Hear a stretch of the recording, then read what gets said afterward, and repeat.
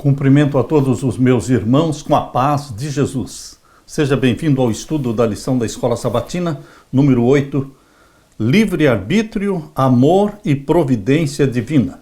Antes de começar, vamos orar. Pai querido que estás nos céus, na tua presença estamos buscando a tua bênção. Derrama sobre mim e os meus irmãos o Espírito Santo. Pedimos as tuas bênçãos em nome de Jesus. Amém, Senhor. Livre-arbítrio, amor e providência divina. Esse não é um tema fácil, é um tema polêmico, mas a Bíblia deixa muito claro o plano de Deus de salvar todas as pessoas, todos aqueles que querem se salvar. Mas Deus estabeleceu um requisito, uma exigência para todos os que querem a salvação. É Jesus Cristo. Unicamente através de Jesus, o caminho, a verdade e a vida. O verso áureo diz: falei essas coisas para que em mim vocês tenham paz. No mundo, vocês passam por aflições, mas tenham coragem. Eu venci o mundo. João 16:33. Que incentivo, que ânimo as palavras de Jesus dão para você e para mim. Ele venceu. E nós, irmãos de Jesus Cristo, comprados pelo sangue de Jesus Cristo, ele também promete: vocês vencerão, porque eu venci, vocês também vencerão. Você e eu, meu querido irmão, minha querida irmã, nós precisamos da vitória de Jesus. Temos que nos apossar da vitória de Jesus. A lição desta semana está falando sobre a providência divina. Providência é o termo usado para descrever a ação de Deus no mundo. Deus fez providência para você e para mim, para a nossa salvação. Ele não nos deixou abandonados. Ele proveu um meio de escape do pecado, um meio de escape deste mundo de miséria. Ele providenciou um novo céu e uma nova terra. Deus fez planos. Deus providencia. No meio cristão, existem vários entendimentos diferentes sobre a providência divina. Alguns cristãos acreditam que Deus exerce o seu poder de tal forma que determina cada detalhe de tudo o que acontece no mundo. Eles dizem que Deus chega a escolher quem será salvo e quem vai se perder. Eles eliminam o livre-arbítrio. Eles colocam sobre Deus a responsabilidade de salvar quem Ele quer e de escolher os que vão se perder segundo Ele bem quiser. Meu querido irmão, este não é o ponto de vista da Bíblia, não é um ensino bíblico, porque Deus amou o mundo de tal maneira que deu o seu Filho unigênito para que todo aquele que nele crê, percebam, todo aquele que nele crê, não pereça, mas tenha vida eterna. João 3,16, que é o principal verso da Bíblia. Este é o resumo do Evangelho, do plano da salvação. E ele está disponível a todos. Todo aquele que quiser pode se salvar através do caminho provido por Deus, Jesus Cristo. Deus não determina tudo o que acontece. Ele concede o livre-arbítrio aos seres humanos, de maneira que eles, assim como os anjos, também podem decidir fazer algo que é diretamente contrário à vontade divina, como aconteceu no céu. Lúcifer e 1/3 dos anjos, todos eles usaram o livre-arbítrio dado por Deus da forma errada. Escolheram se levantar contra Deus. A história da queda, a história do pecado e do mal é uma expressão dos resultados do abuso do livre-arbítrio. O plano da salvação foi instituído para remediar a tragédia ocasionada pelo uso equivocado do livre-arbítrio. Deus sabe tudo o que vai acontecer, mas Deus não determina tudo o que vai acontecer, porque Deus deu livre-arbítrio para suas criaturas. Elas decidem fazer o bem ou o mal. Elas decidem pelo céu ou pela perdição. A prova de que Deus conhece todas as coisas, mas Ele não determina todas as coisas, está na profecia de Daniel 2 e de Daniel 7, os 4 impérios mundiais. Deus mostrou, Deus provou que ele conhece o fim desde o princípio. Ele disse dos 4 impérios mundiais, Babilônia, Medopérsia, Grécia e Roma. Ele contou a história da queda e do surgimento desses impérios antes da história acontecer. Ele escreveu a história antes da história, mostrando que ele conhece todas as coisas. Porém, não podemos confundir com o conhecimento que Deus tem como sendo uma determinação. Ele não determinou que fosse daquela forma. Ele simplesmente disse que seria, porque ele conhece todas as coisas. Mas o que Deus conhece não interfere no livre-arbítrio dos seres humanos. Deus conhece toda a minha vida. Deus conhece as decisões que eu vou tomar antes de eu tomar as decisões. Mas isto não interfere nas minhas decisões. Eu decido pelo bem ou pelo mal. Eu decido por Jesus ou contra Jesus, segundo a liberdade de escolha que Deus me deu. Não podemos lançar sobre Deus a responsabilidade das nossas decisões. Nossas decisões são de inteira responsabilidade nossa. Nós decidimos pela salvação ou pela perdição. Embora Deus deseje a salvação de todos, embora Deus aconselhe, escolhe, pois, a vida para que vivas tu e a tua família, Deus está torcendo por você. Mas é você que faz a decisão. Deus é ético e Deus respeita a liberdade de escolha que Ele concedeu às suas criaturas. Bendito seja Deus pelo que Ele é. Ele é amor, Ele é liberdade, Ele não força que nós o amemos, mas Ele espera que o amemos, assim como Ele nos amou. Aleluia! Na parte de domingo, nosso Deus soberano. Deus é soberano. Soberania divina não significa predestinação. Deus é soberano? Sim, mas Deus não é predestinador. Deus não toma sobre si a responsabilidade de predestinar uns para a vida eterna e outros para a perdição. Isso é de responsabilidade sua e minha. Deus é soberano. Ensinava assim o pastor de jovens a um grupo de alunos do ensino médio. E este pastor jovem dizia: isso significa que Deus controla tudo o que acontece. Um adolescente perplexo então perguntou: então Deus estava no controle quando o meu cachorro morreu?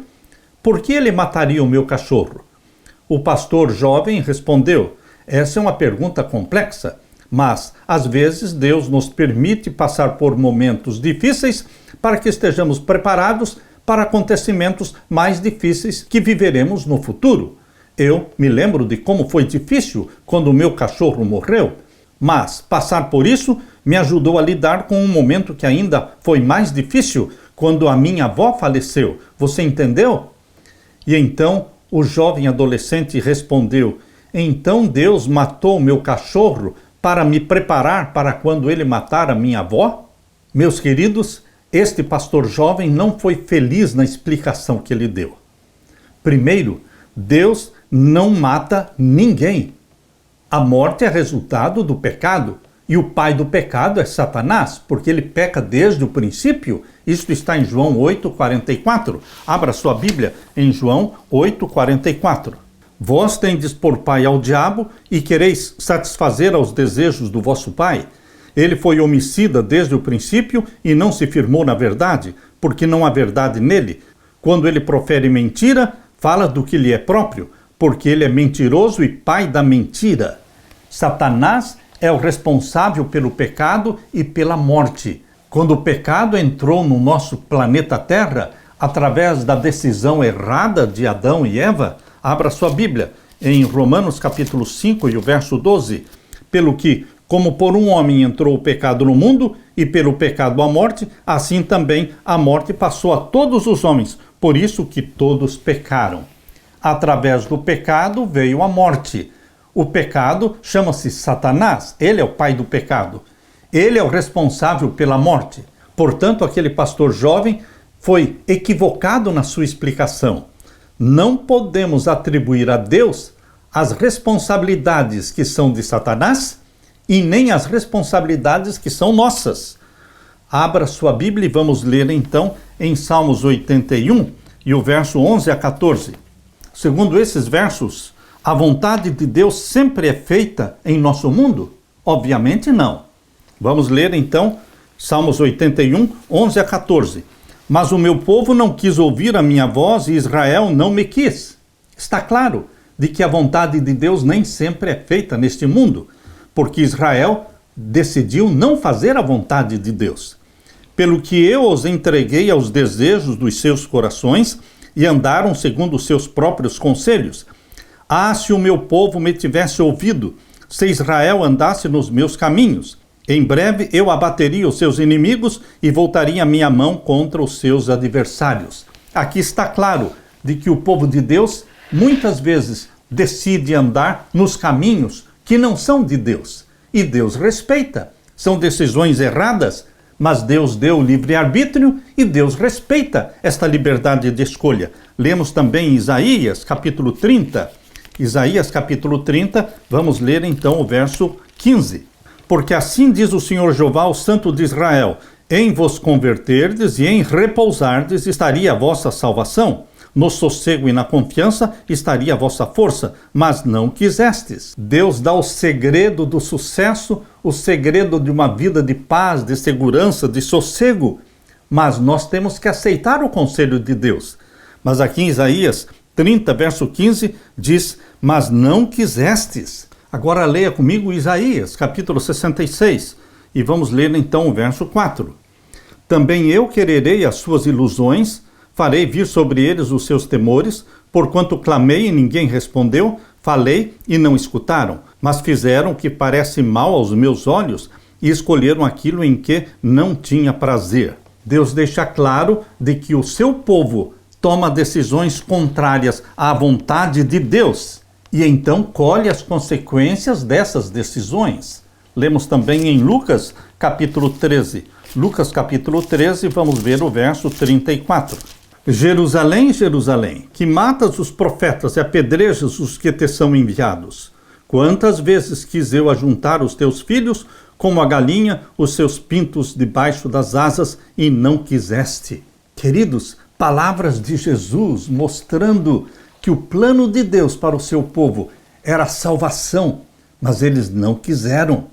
Eles crucificaram o enviado de Deus, o Messias, e por isso aconteceu a destruição de Jerusalém no ano 70. Mais de 1 milhão de judeus morreram dentro de Jerusalém naquela destruição. Essa era a vontade de Deus? Não, não era a vontade de Deus.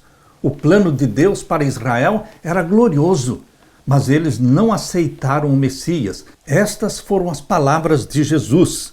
Deus é soberano, mas enquanto existir pecado, haverá morte, porque a morte é resultado do pecado e não da soberania divina. Romanos 5,12 diz claramente, por um pecado entrou a morte, e a morte passou a todos, porque todos pecaram. Embora muitos acreditem que Deus realiza tudo o que Ele deseja, a Bíblia descreve uma realidade bem diferente. A vontade de Deus nem sempre é realizada. Muitas coisas vão contra o que Ele deseja. Pense nas consequências de atribuir tudo o que acontece à vontade de Deus. Se atribuirmos tudo o que acontece no mundo à vontade de Deus, vamos lançar sobre Deus a responsabilidade de todo o mal, de toda a desgraça, que pertencem a Satanás. Satanás fica muito feliz quando nós lançamos sobre Deus a culpa de toda a guerra, de todo o sequestro, de toda a morte, de toda a doença. E assim Satanás fica escondido, fica oculto, regozijando-se com o fato da humanidade estar lançando sobre Deus a culpa do mal e do sofrimento e da desgraça humana. Meu querido irmão, Deus é soberano? Sim, mas a desgraça, o sofrimento e a morte resultaram do pecado. E o pai do pecado é Satanás. E Jesus escolheu não pecar. E Jesus espera que você, pelo poder que Ele disponibiliza para você, que é o Espírito Santo, Jesus espera que você faça a mesma decisão que Ele fez, de não pecar, não ceder às tentações de Satanás. Jesus venceu e ele quer também fazer de você um vencedor. Aleluia! Na parte de segunda-feira, Pantocrator. Essa é a expressão grega para Todo-Poderoso. Todo-Poderoso em grego é Pantocrator. Vamos ler Apocalipse capítulo 11 e o verso 17. Deus é descrito como Todo-Poderoso. Leia comigo Apocalipse 11, 17. Dizendo: graças te damos, Senhor Deus Todo-Poderoso, que és e que eras e que há de vir, que tomaste o teu grande poder e reinaste. Apocalipse 11, 17. Lemos também Apocalipse 1 e o verso 8. Leia comigo. Eu sou o Alfa e o Ômega, o princípio e o fim, diz o Senhor, que é e que era, o que há de vir, o Todo-Poderoso. Deus é Todo-Poderoso. Ele pode todas as coisas, mas ele não faz todas as coisas. Não faz porque ele respeita o livre-arbítrio, as decisões das suas criaturas. Leia também Apocalipse capítulo 16 e o verso 14. Porque são espíritos de demônios que fazem prodígios, os quais vão ao encontro dos reis de todo o mundo, para os congregar para a batalha naquele grande dia do Deus Todo-Poderoso. E também em Apocalipse 19 e o verso 15. E da sua boca saiu uma aguda espada, para ferir com ela as nações, e ele as regerá com vara de ferro, e ele mesmo é o que pisa o lagar do vinho do furor da ira do Deus Todo-Poderoso. E ainda em Apocalipse 21, verso 22.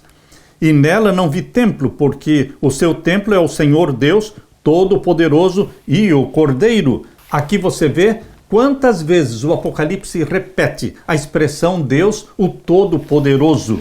Meu querido irmão, esses e outros textos ensinam que Deus é todo-poderoso e que ele sustenta o mundo pelo seu poder. No entanto, dizer que Deus é todo-poderoso não significa que ele pode fazer qualquer coisa.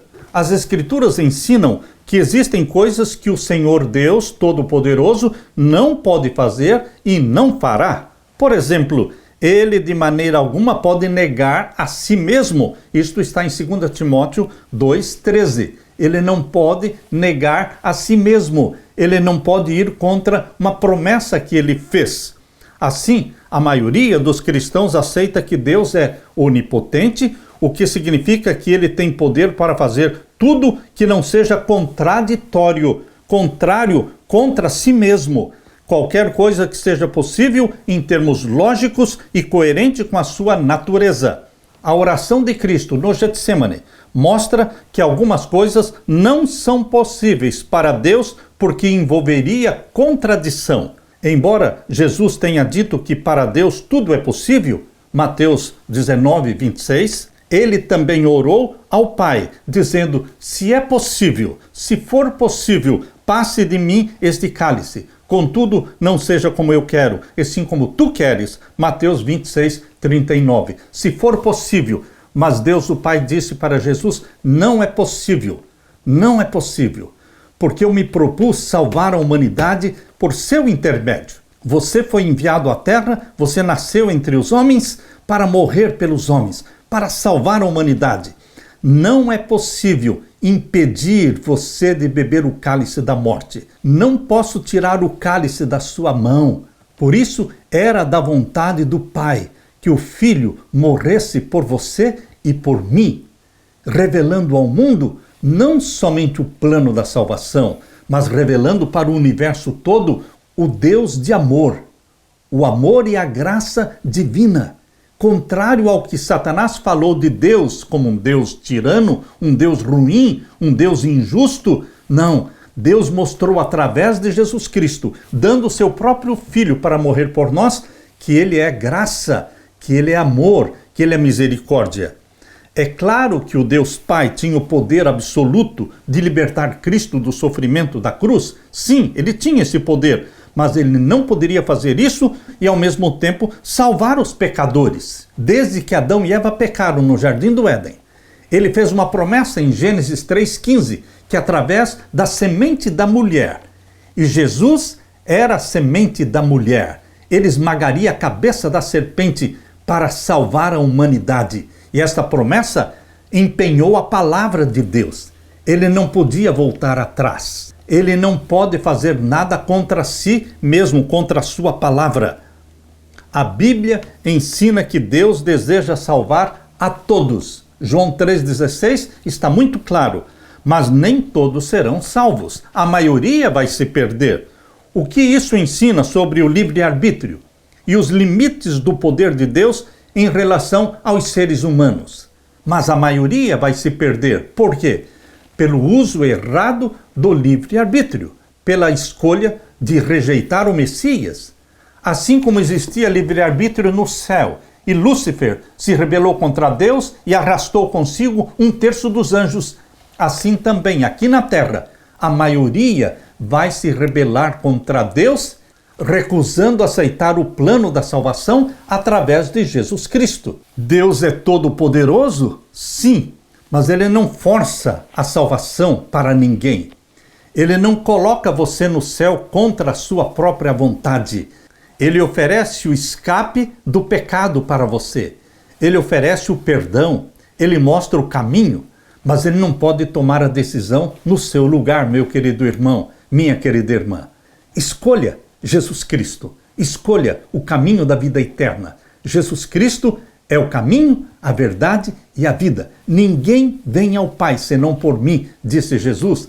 João 14, verso 6. Leio para você Deuteronômio, capítulo 30, e o verso 19 e 20. Os céus e a terra tomo hoje por testemunhas contra vós, que te tenho proposto a vida e a morte, a bênção e a maldição. Escolhe, pois, a vida, para que vivas tu e a tua semente. Deus propõe a vida para você. Aleluia! Na parte de terça-feira, amar a Deus. O amor não pode ser forçado. O amor não pode ser exigido. O amor precisa ser espontâneo. Amar por amor e não pela força. O Senhor não pode determinar que alguém o ame livremente, porque se ele determinar, deixa de ser livre.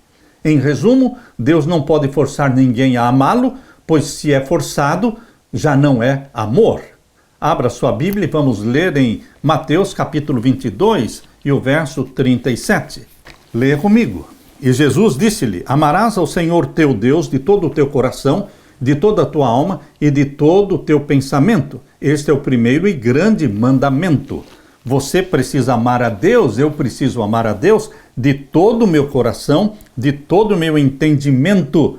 Mas isto tem que ser espontâneo.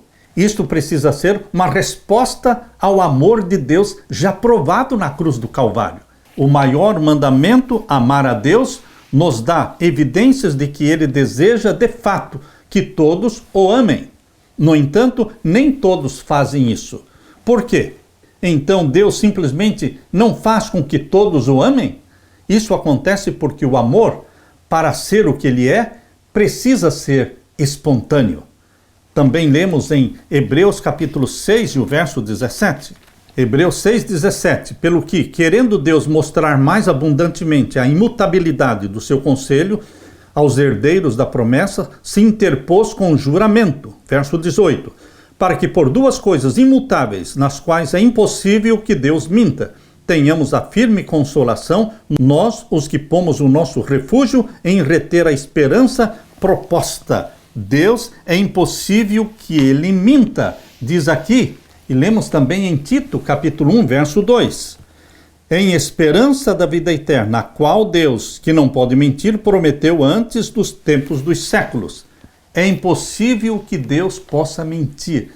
Em Números 23, 19, nós lemos: Deus não é homem para que minta. Isto está em harmonia com o que lemos em Hebreus 6, 17 e 18 e Tito 1, verso 2.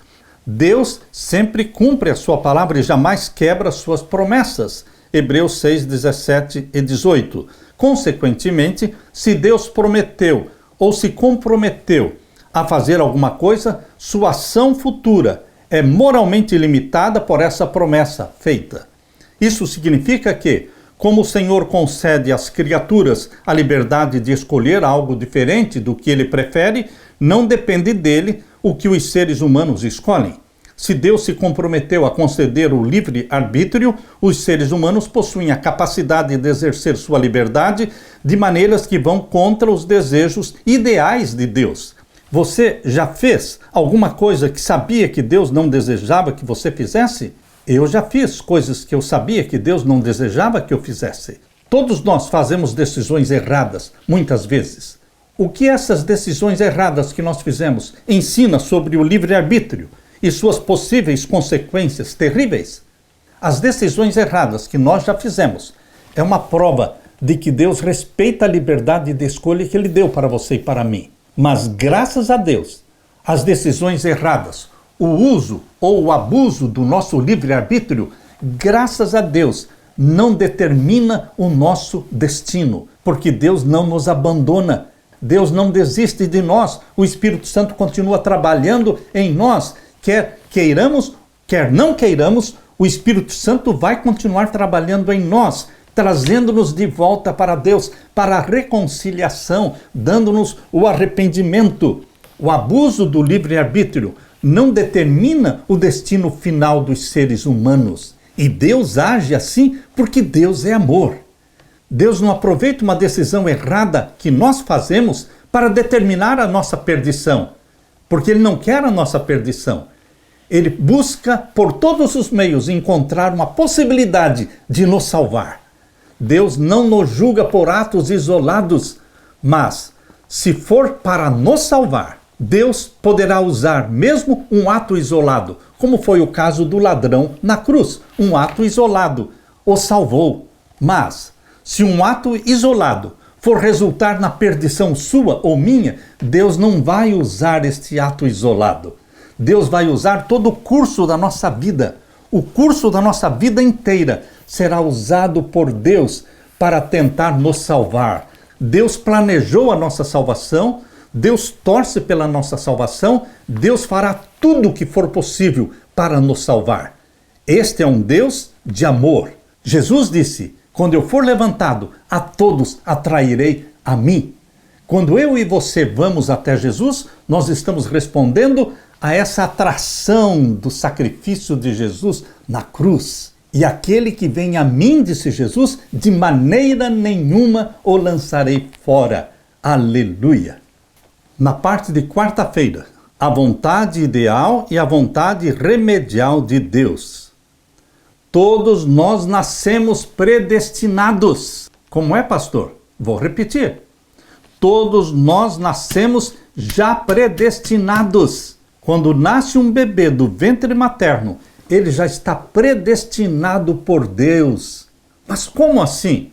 Predestinado por Deus para a salvação.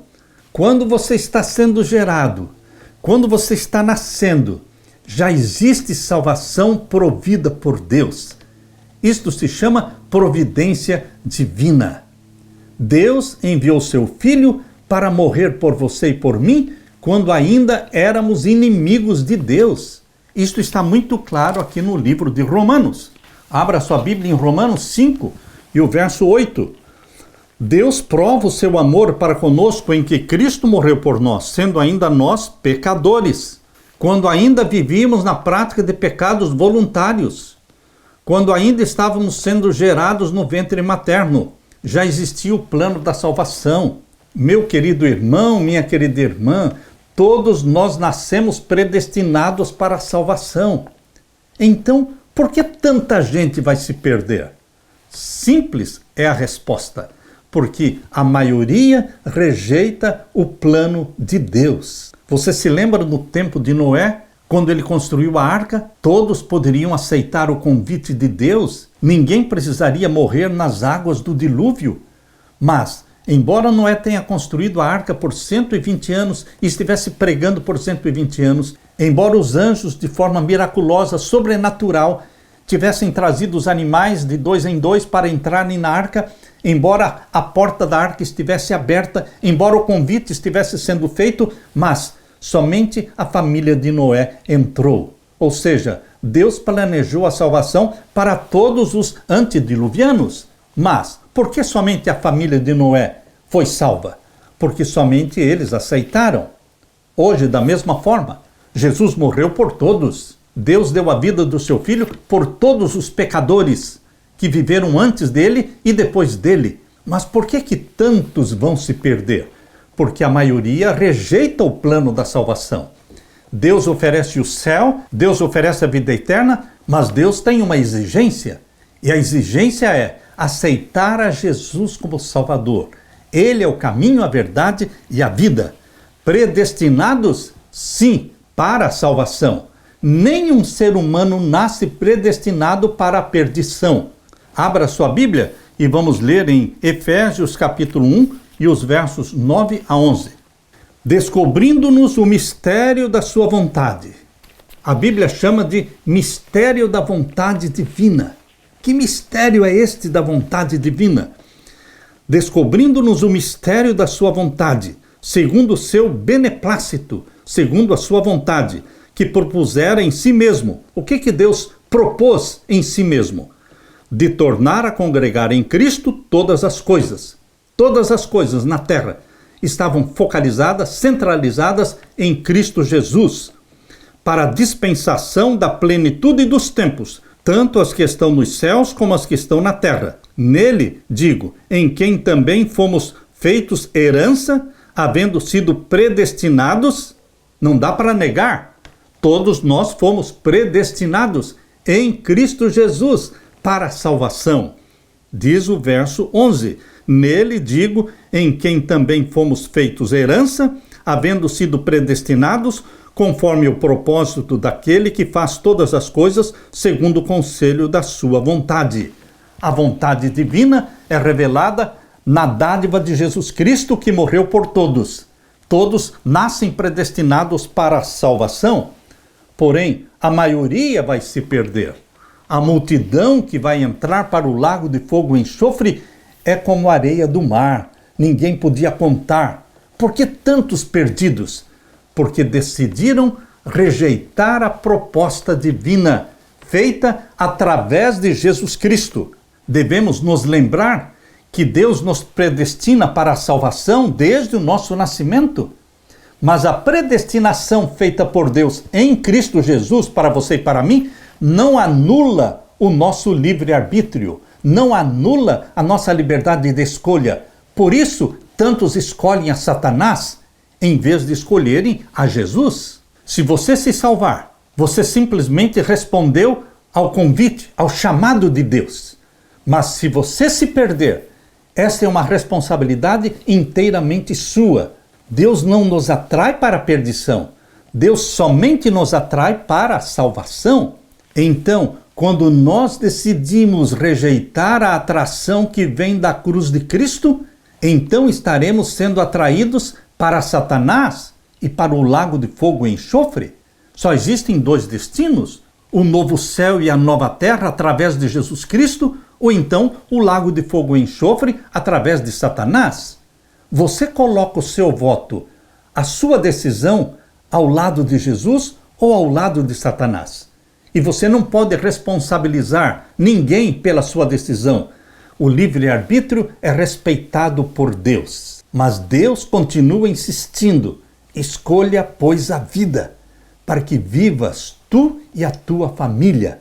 Este é o Deus da Bíblia. É um Deus que proveu a salvação, mas mais ainda, Ele insiste com você cada minuto da sua vida para que você faça a decisão pela vida. Faça a sua decisão por Jesus Cristo. Aleluia! Na parte de quinta-feira, Cristo venceu o mundo. Aleluia, porque Cristo venceu o mundo. Cristo venceu o pecado. Cristo venceu a Satanás. Esta é uma vitória que é disponibilizada para você. A vitória de Jesus está disponível para mim e para você. Nós nos apossamos da vitória de Cristo quando estamos em comunhão com Jesus Cristo. Cada minuto do dia, cada instante do dia, nós estamos conversando com Jesus Cristo, nós estamos em íntima comunhão com Jesus Cristo, uma conexão vital com Jesus Cristo. É a vara que permanece ligada à videira verdadeira. A vara que está na videira verdadeira não tem um relacionamento com Jesus, ela está conectada à videira permanentemente. Não é só ser amigo de Jesus, não é conversar com Jesus de vez em quando, mas é permanecer conectado, conexão vital com Jesus Cristo. Por nenhum momento a vara pode ser cortada da videira, porque a vida, a seiva do Espírito Santo, vem da nossa conexão permanente à videira que é Jesus Cristo. Portanto, meu querido irmão, minha querida irmã, a vitória de Jesus é nossa. Por isso Jesus disse, no mundo tereis aflição, mas tenham bom ânimo, porque eu venci o mundo. Tenham bom ânimo, porque esta minha vitória sobre o mundo, eu a dou para você. Em Romanos capítulo 6, abra sua Bíblia, em Romanos capítulo 6 e o verso 23. Porque o salário do pecado é a morte, mas o dom gratuito de Deus é a vida eterna por Cristo Jesus, nosso Senhor. Dois destinos, você escolhe. O salário do pecado, a morte, no lago de fogo e enxofre.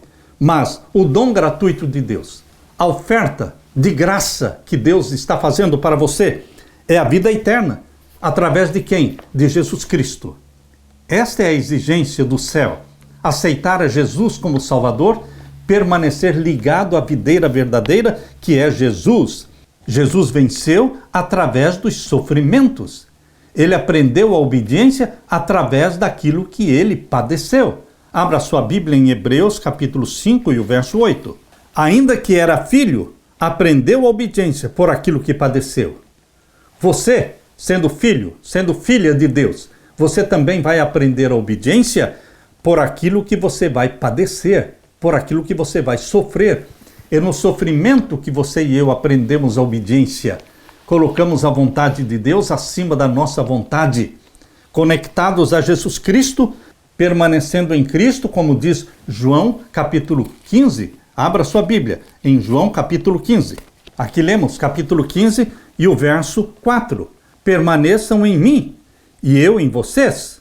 Como a vara de si mesma não pode dar fruto se não estiver na videira, assim também vocês se não estiverem em mim. Eu sou a videira, vocês são as varas. Quem permanece em mim e eu nele, esse dá muito fruto, porque sem mim nada podem fazer. Mas se vocês estiverem em mim e as minhas palavras estiverem em vocês, pedirão tudo o que quiserem e será feito. Queridos, Jesus deixa muito claro, o segredo é permanecer nele, escondido nele, apegado a ele, fazendo de Jesus Cristo tudo na nossa vida. Não comprarmos nada, não viajarmos, não fazermos nada sem consultar a Jesus, para que a nossa vontade seja filtrada em Deus. O fato de enfrentarmos sofrimento e provações não significa que isso seja o que Deus deseja idealmente para nós. Devemos sempre ter em mente o quadro mais amplo, que é o quadro do grande conflito. Você e eu não estamos passeando pela terra. Você e eu não estamos num parque de diversões. Nós estamos num planeta que é o campo de batalha entre o bem e o mal. É a história do grande conflito. Você está ao lado de Jesus, então você tem todo o ódio e perseguição de Satanás. Mas não se preocupe, Jesus passou por isso e foi vitorioso. E ele diz, você também será vitorioso, meu filho, minha filha. A minha vitória eu dou para você. Deus pode produzir o bem mesmo a partir de eventos ruins. E se confiarmos no Senhor, Ele poderá usar até os nossos sofrimentos para nos aproximar dele e para nos levar a ser compassivos e servir uns aos outros. Cristo venceu o mundo, o pecado, Satanás. E a sepultura de Jesus está vazia, porque ele não está morto, ele está vivo. E porque ele está vivo, nós viveremos também. A vitória de Jesus pertence a você, meu querido irmão. Você tem que pedir por essa vitória. Você tem que buscar por essa vitória. Quantos dias? Todos os dias da sua vida. Quantos minutos por dia? Todos os minutos de cada dia. Deveremos ter conexão vital, como varas da videira. Permanecer ligado à videira. Conexão vital. O plano da redenção não foi um pensamento posterior, formulado depois da queda de Adão. O plano da redenção já existia antes de Deus criar Adão e Eva. Mas por quê? porque Deus conhece o fim desde o princípio. O plano da salvação foi a revelação do mistério guardado em silêncio nos tempos eternos. Romanos 16, 25. Desde o início, Deus e Jesus sabiam da apostasia de Satanás e da queda de Adão e Eva mediante o poder enganador de Satanás.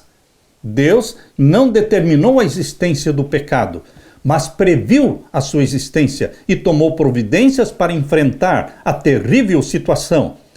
O amor de Deus pelo mundo era tão grande que decidiu entregar o seu Filho unigênito para que todo aquele que nele crê não pereça, mas tenha vida eterna. Você e eu não podemos explicar o mistério da iniquidade, como surgiu o pecado, como se originou o pecado no coração de Lúcifer. Mas nós podemos nos alegrar em saber que Deus fez providência divina, antes de Adão e Eva serem criados. Antes deles pecarem, Deus já sabia que eles iriam pecar. E Deus planejou a salvação da família humana, dando o seu Filho antes de Adão pecar. A dádiva de Jesus já tinha sido proposta. Pense nisso.